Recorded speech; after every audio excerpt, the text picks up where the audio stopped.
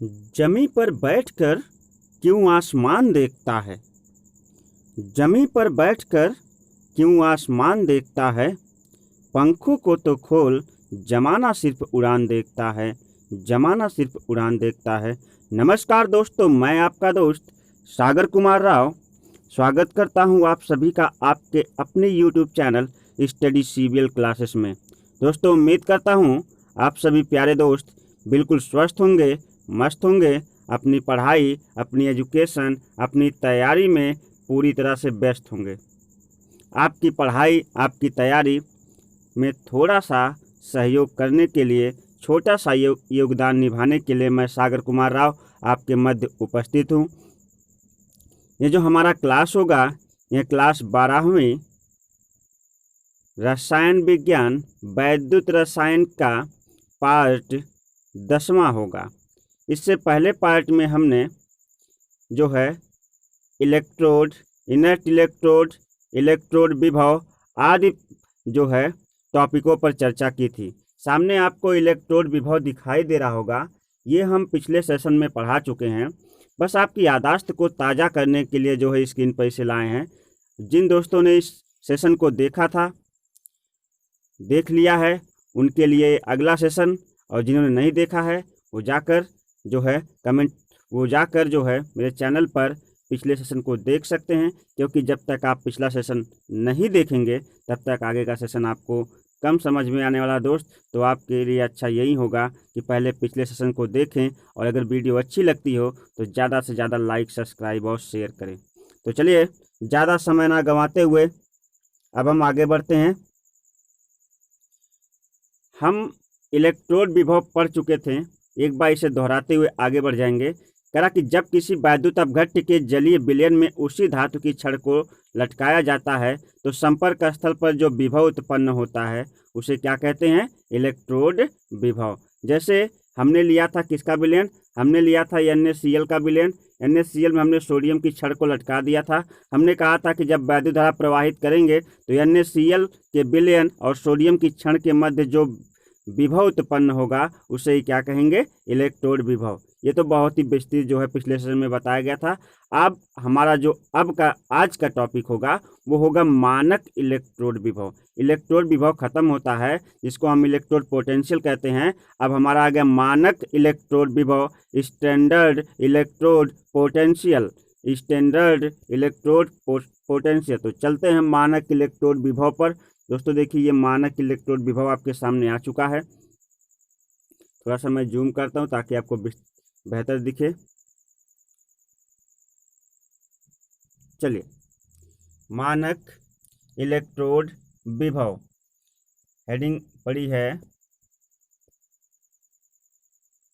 मानक इलेक्ट्रोड विभव। देखिए, जो इलेक्ट्रोड विभव था उसे कैपिटल E से प्रदर्शित करते हैं। इलेक्ट्रोड विभव को कैपिटल E से प्रदर्शित करते हैं, जबकि मानक इलेक्ट्रोड विभव को E0 से प्रदर्शित करते हैं। मानक इलेक्ट्रोड विभव को E0 से प्रदर्शित करते हैं और इलेक्ट्रोड विभव को कैपिटल E से प्रदर्शित करते हैं। तो चलिए आगे बढ़ते हैं। ये मानक इलेक्ट्रोड विभव की भी परिभाषा पढ़ लेते हैं, तब मैं आपको बताऊंगा कि आखिर इलेक्ट्रोड विभव और मानक इलेक्ट्रोड विभव में अंतर क्या है। ध्यान दीजिएगा। कह रहा कि जब किसी वैद्युत अपघट्य के 1 मोलर सांद्रता के जलीय विलयन में, वैद्युत अपघट्य के 1 मोलर सांद्रता के जलीय विलयन में, उम्मीद करता हूं कॉपी पेन लेकर बैठे होंगे, तो परिभाषा को नोट करते चलिए। जब किसी वैद्युत अपघट्य के 1 मोलर सांद्रता के जलीय विलयन में उसी धातु की छड़ को डालने पर 25 डिग्री सेल्सियस ताप पर संपर्क स्थल पर जो विभव उत्पन्न होता है उसे मानक इलेक्ट्रोड विभव कहते हैं। इसे E0 से प्रदर्शित करते हैं। ठीक है दोस्तों, अब समझिएगा। मानक इलेक्ट्रोड विभव मैं आपको चित्र की सहायता से इतना बेहतर समझा दूंगा कि आपको टेंशन लेने की ज़रूरत नहीं है। चलिए, एक बर्तन ले लेते हैं। इस बर्तन में वैद्युत अपघटनी विलयन भर लेते हैं। मान के चलिए इसमें NaCl मैंने फिर भर लिया। ये जो विलयन है ये NaCl का है। किसका है? NaCl का है। एक वैद्युत अपघटनी विलयन है। इस विलयन की सांद्रता जो है 1 मोल है। कितनी है? 1 मोल। इस विलयन की सांद्रता 1 मोल है और इसका जो टेम्परेचर है वो है 25 डिग्री सेल्सियस। 1 मोल सांद्रता है, तापमान है 25 डिग्री सेल्सियस। और इसमें हम जो है NaCl लिए हैं, तो सोडियम धातु की छड़ को इसमें क्या कर देंगे? लटका देंगे। बात समझ में आ रही है? तो कह रहा जब किसी वैद्युत अपघट्य के 1 मोलर सांद्रता, तो विलयन की सांद्रता कितनी हो गई? 1 मोल के जलीय विलयन में 25 डिग्री सेल्सियस ताप पर, तो विलयन का तापमान कितना है? 25 डिग्री सेल्सियस तापमान पर, जैसे कि मैंने लिखा यहाँ पर 25 डिग्री सेल्सियस ताप पर करा कि उसी धातु की छड़ को डालने पर, कौन सी धातु? जिसका विलयन तैयार किया NaCl का विलयन है, तो Na धातु की छड़ को क्या करने पर? डालने पर क्या होता है? संपर्क स्थल, किसके संपर्क स्थल पर? क्षण और विलयन के संपर्क स्थल पर वैद्युत धारा प्रवाहित करने पर क्षण और विलयन के संपर्क स्थल पर जो विभव उत्पन्न होता है, उस विभव को क्या कहते हैं? मानक इलेक्ट्रोड विभव कहते हैं। और इसे जो है हम E0 से प्रदर्शित करते हैं। दोस्तों एक बात बताएं, अब हम जो है एक बार फिर से इसको समझाते हैं और फिर हम आपको इलेक्ट्रोड विभव और मानक इलेक्ट्रोड विभव में अंतर बता देते हैं, जो कि परीक्षा के दृष्टिकोण से बहुत ही ज़्यादा महत्वपूर्ण है। और परीक्षा में इलेक्ट्रोड विभव और मानक इलेक्ट्रोड विभव हर साल पूछता है और ये आपके लिए बहुत ही ज़्यादा इंपॉर्टेंट है। तो बने रहिए मेरे साथ और ध्यान से देखिएगा, आज आपको बहुत सारे कंसेप्ट क्लियर होने वाले हैं। तो ध्यान दीजिए, इलेक्ट्रोड विभव और मानक इलेक्ट्रोड विभव में क्या डिफरेंस है उसको तो मैं बाद में बताऊंगा। पहले एक बार फिर मैं जो है मानक इलेक्ट्रोड विभव आपको समझा देता हूं। करा कि किसी वैद्युत अपघट्य के जलीय विलयन 1 मोलर सांद्रता वाले जलीय विलयन, यानी ये जो आपने विलयन लिया है, यहाँ देखिए ध्यान से, ये जो विलयन लिया है, इस विलयन की जो सांद्रता आपने रखी है 1 मोल रखी है। इस विलयन की सांद्रता आपने कितनी रखी है? 1 मोल। और साथ ही साथ इस विलयन का जो तापमान रखा आपने 25 डिग्री सेल्सियस रखा हुआ है, 25 डिग्री सेल्सियस। और इस पर जब आपने जो है विलयन जिस धातु का बनाया है, उसी धातु की आपने छड़ को लटका दिया, तो वैद्युत धारा प्रवाहित करने पर धातु की छड़ और विलयन के संपर्क स्थल पर उत्पन्न हुए विभव को जो है क्या कहते हैं? उत्पन्न हुए विभव को मानक इलेक्ट्रोड विभव कहा जाता है। इसमें आपको करना क्या है? इसमें आपको 2 चीज़ें याद रखनी है मानक इलेक्ट्रोड विभव में, कि मानक इलेक्ट्रोड विभव के विलयन की सांद्रता जो है 1 मोलर होनी चाहिए और साथ ही साथ जो है इसका विलयन का, या फिर कह सकते हैं कि छड़ का किसी एक का तापमान जो है 25 डिग्री सेल्सियस होना चाहिए। ऐसी स्थिति में जब आप इसमें वैद्युत धारा प्रवाहित करेंगे तो विलयन और छड़ के संपर्क स्थल पर उत्पन्न हुए विभव को आप क्या कहेंगे?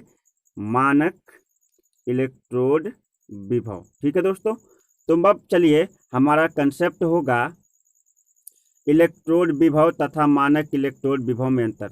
मैं बहुत ही आसान तरीके से आपको समझा दूंगा 2 चित्रों के माध्यम से, ताकि आपको कभी जीवन में जो है, ये हमारा बैकग्राउंड बन जाता है, इतने में ही हमको समझना है, इसके बाहर नहीं जाना है।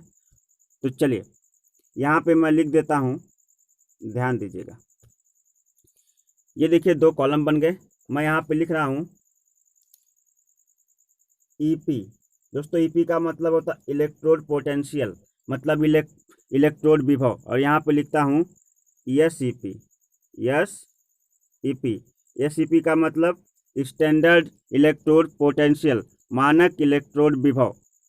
ये EP का मतलब होता है इलेक्ट्रोड पोटेंशियल यानी इलेक्ट्रोड विभव, और SEP का मतलब होता है स्टैंडर्ड इलेक्ट्रोड पोटेंशियल यानी मानक इलेक्ट्रोड विभव। अब चलिए देखिए इसका चित्र बनाते हैं। जो आपको परिभाषा इलेक्ट्रोड विभव की पढ़ाई गई है और जो आपको मानक इलेक्ट्रोड विभव, दोनों को चित्र हम बनाते चलते हैं। दोनों को क्या करना? वैद्युत अपघटनी विलयन लेना है। इसमें वैद्युत अपघटनी, इसमें वैद्युत अपघटनी। आप तो कहेंगे अभी तक तो कोई अंतर नहीं है। जी हाँ, अभी तक अंतर नहीं है, लेकिन इस विलयन की मोलरता निश्चित नहीं है।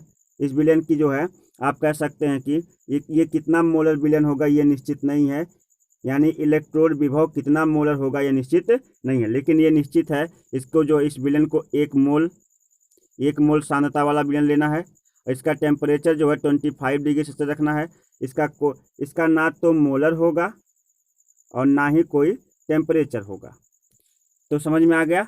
यानी तात्पर्य यह है कि इलेक्ट्रोड विभव का ना तो कोई मोलर यानी विलयन का ना तो कोई मोलरता होगी, ना ही इसका कोई टेम्परेचर होगा, लेकिन यह जो है इस विलयन की सांद्रता जो है मानक इलेक्ट्रोड विभव SCP की सांद्रता 1 मोल होगी और इसका टेम्परेचर कितना होगा 25 डिग्री सेल्सियस होगा। अब दोनों ही जो है विलयन में धातु की छड़ को लटकाएंगे। चलिए धातु की छड़ को लटका देते हैं और वैद्युत धारा प्रवाहित करने पर जो है इसके संपर्क स्थल पर विलयन और धातु की छड़ के संपर्क स्थल पर उत्पन्न हुए विभव को EP कहते हैं, मतलब इलेक्ट्रोड पोटेंशियल। और यहाँ पर छड़ और जो है विलयन के संपर्क स्थल पर उत्पन्न हुए जो है विभव को क्या कहते हैं SEP। ठीक है, तो देखिए अंतर दोनों चित्र में ध्यान से देखिएगा। इसमें अंतर इतना ही होता है कि इसका जो तापमान होता है विलयन का, ये कोई तापमान निश्चित नहीं है, लेकिन इसका एक निश्चित तापमान होता है 25 डिग्री सेल्सियस। अगर केल्विन में होगा दोस्तों तो 273 प्लस 25 298 केल्विन हो जाता है। और देखिए इसकी जो सांद्रता होती है, इसकी सांद्रता निश्चित नहीं है। यहाँ मैंने लिखा है कि सांद्रता यानी आप C से भी दर्शा सकते हैं, निश्चित नहीं है, जबकि यहाँ इसकी सांद्रता जो है 1 मोलर है। इस विलयन की सांद्रता कितनी है 1 मोलर है। अब इनमें जब धातु की लेकिन एक बात दोनों में जो है कॉमन है, उसी धातु की छड़ को लटकाना है जिस धातु का क्या होगा विलयन। तो यहाँ पे मैंने NaCl का विलयन लिया हुआ है, ध्यान दीजिए। NaCl का विलयन यहाँ भी है और NaCl का विलयन यहाँ भी है। NaCl दोनों विलयन NaCl के हैं। अब दोनों NaCl के विलयन में हमने धातु की छड़ जो है सोडियम की ही ली है। तो अंतर मैं आपको बताता हूँ। आप लिखेंगे इलेक्ट्रोड विभव तथा मानक इलेक्ट्रोड विभव में अंतर, तो आप पहला अंतर लिखेंगे कि इलेक्ट्रोड विभव को कैपिटल E से प्रदर्शित करते हैं। किससे? कैपिटल E से, जबकि मानक इलेक्ट्रोड विभव को आप E0 से प्रदर्शित करते हैं। ठीक है दोस्तों, इलेक्ट्रोड विभव को आप कैपिटल E से प्रदर्शित करते हैं, जबकि मानक इलेक्ट्रोड विभव को आप E0 से प्रदर्शित करते हैं। फिर आप आगे लिखेंगे इलेक्ट्रोड विभव का कोई निश्चित तापमान नहीं होता है, इसमें कोई निश्चित तापमान नहीं है, लेकिन मानक इलेक्ट्रोड विभव का एक निश्चित तापमान है जो कि 25 डिग्री सेल्सियस है। फिर आप लिखेंगे इलेक्ट्रोड विभव की कोई सांद्रता नहीं होती है ना, इलेक्ट्रोड विभव उत्पन्न के विलयन की कोई सांद्रता नहीं होती, जबकि मानक इलेक्ट्रोड विभव की सांद्रता इस विलयन की सांद्रता कितनी होती है 1 मोलर होती है। तो ये 3 अंतर आपको याद रखने हैं। यही 3 अंतर जो है आपके बड़े काम की चीज़ है, ये आपकी बहुत ज़्यादा सहायता करेंगे। अब हम आगे बढ़ते हैं। तो उम्मीद करता हूँ इलेक्ट्रोड विभव मानक इलेक्ट्रोड विभव में अंतर बहुत ही बेहतर समझ में आएगा, साथ ही साथ मानक इलेक्ट्रोड विभव भी आपको समझ में आया होगा। अब आगे बढ़ जाएं। ठीक है दोस्तों, चलिए वैद्युत अपघटन लिखा कोर्स में नहीं है, लेकिन जानकारी के लिए थोड़ा सा 2 लाइन के चीज़ें पढ़ते चलते हैं, जो कि कंपटीशन में भले ही सिलेबस से निकाल देता, लेकिन कंपटीशन में तो जरूर पूछता, आप जानते ही हैं। तो चलिए लिख रहा है कि वैद्युत अपघटन का विद्युत धारा द्वारा अपघटन, कह रहा कि वैद्युत का विद्युत धारा द्वारा अपघटन ही वैद्युत अपघटन कहलाता है। कोर्स में हो ना हो, इतनी छोटी सी परिभाषा पढ़ने में कुछ जाता नहीं। कह रहा कि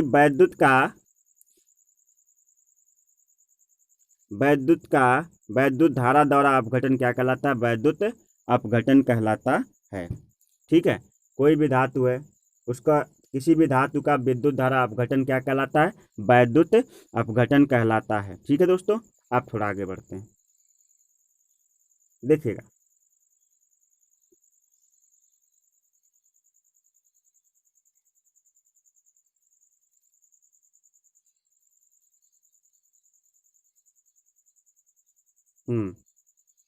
आ जाते हैं। अब बहुत ही मोस्ट इम्पॉर्टेंट टॉपिक आपके सिलेबस का आ चुका है, जो कि फैराडे का प्रथम नियम है। वैद्युत अपघटन के ऊपर फैराडे का प्रथम नियम, वैद्युत अपघटन के ऊपर फैराडे का प्रथम नियम, यह प्रतिवर्ष परीक्षा में आपसे पूछता है। तो देखिए इस परिभाषा को देखते हैं। इंग्लिश वैज्ञानिक माइकल फैराडे ने वैद्युत अपघटन में सॉरी एक मिनट,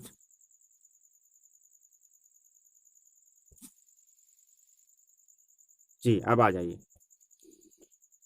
करा कि इंग्लिश वैज्ञानिक माइकल फैराडे ने वैद्युत अपघटन में व्ययित या खर्च हुई, यहाँ लिखा व्ययित, क्या लिखा है, व्ययित या खर्च हुई विद्युत ऊर्जा की मात्रा, यानी कितनी ऊर्जा जो है वैद्युत अपघटन में खर्च हुई, और इलेक्ट्रोडों पर निक्षेपित विलीन पदार्थों की मात्रा, और इलेक्ट्रोड पे कितने पदार्थ मुक्त होते हैं, कितने निक्षेपित होते हैं, इनकी मात्रा के मध्य जो संबंध स्थापित किया है उसे ही कि प्रयोगों द्वारा जो संबंध स्थापित किया है उसे उन्होंने अपने दो नियमों द्वारा जो है क्या किया है, दिया है। पहला है फैराडे का वैद्युत अपघटन का प्रथम नियम और फैराडे के वैद्युत अपघटन का द्वितीय नियम। तो चलते हैं दोस्तों, समय ना गंवाते हुए पढ़ते हैं। देखिएगा, कह रहा कि कोई आप जो है एक बैटरी, एक सेल ले लेते हैं। इस सेल या बैटरी में आप दो इलेक्ट्रोड रख देते हैं, एक ये प्लस मानिए और ये माइनस मानिए, ठीक है ना। अब जब आप इस बैटरी या इलेक्ट्रोड से वैद्युत धारा, या फिर कह सकते हैं कि आप इसे चार्जेबल बैटरी है, जब इसे चार्ज करने के लिए आप इसमें वैद्युत धारा प्रवाहित करते हैं तो वैद्युत धारा प्रवाहित करेंगे क्यू से, किससे, आवेश, है ना, आवेश से। आवेश का मात्रा क्या होता है, कूलाम। तो क्यू वैद्युत धारा आपने प्रवाहित की। अब वैद्युत धारा प्रवाहित करते ही इलेक्ट्रोडों पर जो पदार्थ निक्षेपित होता है, इलेक्ट्रोडों पर जो पदार्थ यानी डब्लू निक्षेपित होता है, और डब्लू और क्यू के मध्य कुछ संबंध है, इसे ही जो है वैज्ञानिक माइकल फैराडे ने अपने प्रयोगों द्वारा क्या किया, सिद्ध किया या साबित किया। कह रहा है कि देखिए, आप जब किसी संयंत्र में वैद्युत धारा क्या करते हैं, प्रवाहित करते हैं। आपने वैद्युत धारा जो है मान लीजिए आपने 1 कूलाम की वैद्युत धारा प्रवाहित की, इलेक्ट्रोडों पर जो है 1 ग्राम जो है पदार्थ निक्षेपित हुआ। तो जो 1 ग्राम पदार्थ निक्षेपित हुआ और आपने 1 कूलाम वैद्युत धारा प्रवाहित की, इस वैद्युत धारा और जो है और निक्षेपित हुए पदार्थ के मध्य कुछ ना कुछ क्या है, संबंध है। इसी संबंध को जो है माइकल फैराडे ने अपने दो नियमों द्वारा क्या किया, दो नियमों द्वारा प्रदर्शित किया। वैसे तो माइकल फैराडे का द्वितीय, तृतीय, चतुर्थ नियम भी है, लेकिन आपके सिलेबस में क्लास 12वीं में केवल आपको माइकल फैराडे का प्रथम नियम और माइकल फैराडे का द्वितीय नियम आपको क्या करना है, पढ़ना है, ठीक है दोस्तों। तो कह रहा है कि ध्यान दीजिएगा, कह रहा कि इंग्लिश वैज्ञानिक माइकल फैराडे ने वैद्युत अपघटन में व्ययित या खर्च होने वाली विद्युत ऊर्जा, जो आपने विद्युत ऊर्जा लगाई है, की मात्रा और इलेक्ट्रोडों पर निक्षेपित होने वाले पदार्थ की मात्रा, जैसा मैंने समझाया, इलेक्ट्रोडों पर निक्षेपित होने वाली पदार्थ की मात्रा को W से और व्ययित या खर्च होने वाली विद्युत की मात्रा को Q यानी कूलाम से जो है प्रदर्शित किया था। और कहा कि इन्होंने जो है व्ययित या मुक्त होने वाली ऊर्जा और साथ ही साथ जो है विद्युत की मात्रा में संबंध स्थापित किया है। इसे फैराडे ने जो संबंध स्थापित किए, इन्होंने अपने प्रयोगों द्वारा जो परिणाम प्रदर्शित किए, उसके लिए जो है फैराडे के मुख्य दो नियम क्या किए जाते हैं, प्रदर्शित किए जाते हैं, ठीक है दोस्तों। तो फैराडे का प्रथम नियम दोस्तों, वीडियो काफ़ी लंबा हो चुका है, और फैराडे का प्रथम नियम, फैराडे का द्वितीय नियम, ये हमारा अगला सेशन होगा। और अगर ये वीडियो आपको पसंद आई हो, अगर ये वीडियो आपने देखा और आपको अच्छी लगी हो, तो ज़्यादा से ज़्यादा इसे लाइक करें और इस पर जो है अच्छे से अच्छे कमेंट्स करें। और दूसरी चीज़, जो मेरे दोस्त इस चैनल पे नए हैं, तो आप चैनल को सब्सक्राइब करते जाइए। इसी के साथ हम मिलते हैं फैराडे के नियम के साथ आपसे इसके अगले सेशन में। तब तक के लिए नमस्कार, जय हिंद, बाय बाय।